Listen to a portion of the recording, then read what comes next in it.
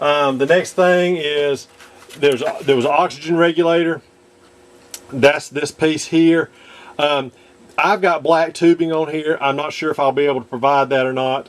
All it is, I use a retract tubing. Is on this end here, I drilled it out with a small drill, and then I drilled it out large enough for me to stick the end of a toothpick in. And you can see I can just pull that out, and you'll end up gluing it in, but that will hold your tubing. That was the oxygen regulator that went to his mask. Okay. The next thing is the joystick. There is a divot in the center here. You just need to drill it out with a smaller drill than a quarter and kind of work your way up, because if you try to do too much at a time, it'll just tear your ABS. But anyway, you just make it up to a quarter, where I like it to make it fit snugly. Anyway, slide that in place and to the height you want, and you can always come on the bottom and put you a piece of balsa wood to hold that in place and glue it in place if you want. That pretty much shows you how this goes together. The rear, all you're doing is take it and gluing this in place in the center. It's pretty much centered on the back here. Your rear box that I made, I showed you how to make those earlier, come in here. Those go. That one goes on the top. It'll be glued there, and this one will be glued right there. All right. The headrest. All right. If you'll come down, you remember where we made the indentation or the fold, 5/8 of an inch down, and draw a line. That, once we get this installed, will be glued to the center at that 5/8 inch line, and that will put this at the correct angle. Okay. The dash. There are gauges supplied. You got some toggle switches here, like we showed you before. I did cover the back with some balsa to give it some strength. You have a pretty heavy duty gun sight. It's painted all black with a gray knob, and then the brown, that's so you don't hit your head, or the pilot didn't hit his head. And then there is a piece of clear PETG that's provided you cut and make you a lens out of. Anyway, what I did to hold this on, especially putting it together, was I did hold this up to this front and drilled a hole through large enough that I could stick a toothpick. And now that allows me to align it and make it easily glue it in place. And also that'll support this heavier piece. If you really want to do it, you ought to put two in there, one on each side by side, so it will hold it better, especially if you have a lot of vibration. Anyway, that's installed like that. What I'm going to do is I'm going to stick this in place real quick and show you a couple more things you need to do real quick. But once all this is done, this fits in pretty easily.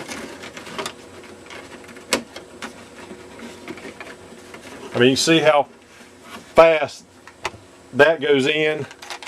The back piece comes in here and slides in place, and we'll glue all that here in a little bit. All right, then your dash comes in from the front, and it slides in, and there's some stops on the ABS.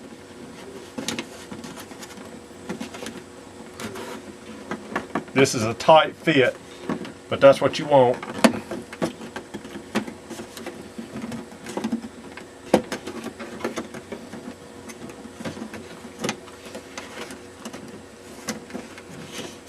And you'll end up gluing that to the sides here. All right, that's in there. And see how fast that went in. Now where to put the chair? All right, the chair. What you need to do is, you can see here that there is a hole right here. It's between where this goes in and the back of this front cockpit.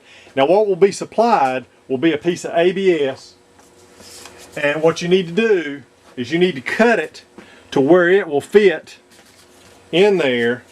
Let's see if I got a smaller piece.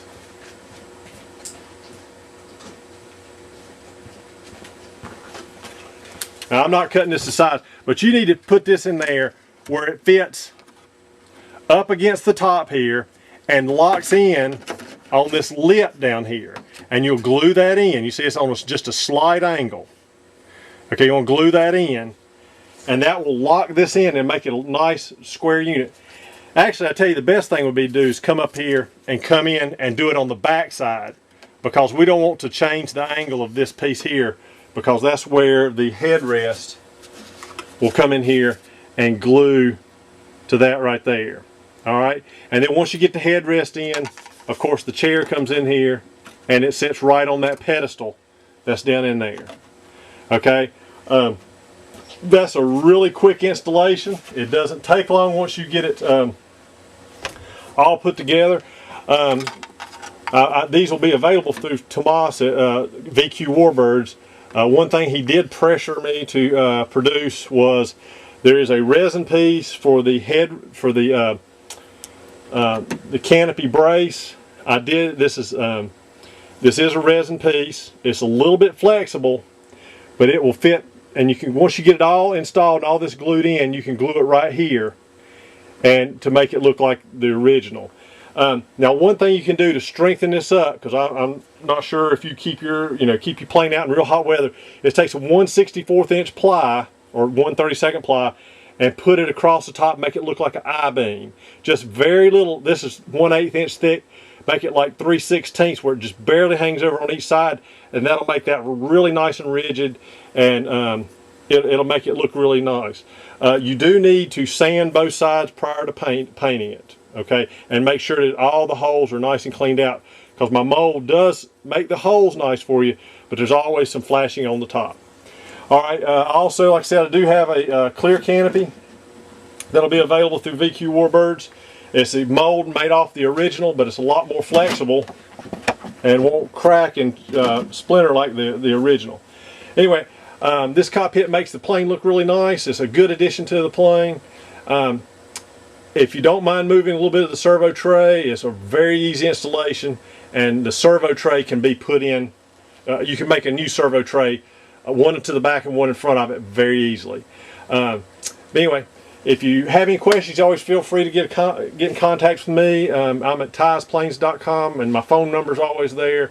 And I hope you enjoy the cockpit. And like I said, if you have any problems, feel free to give me a call. It's available through VQ Warbirds.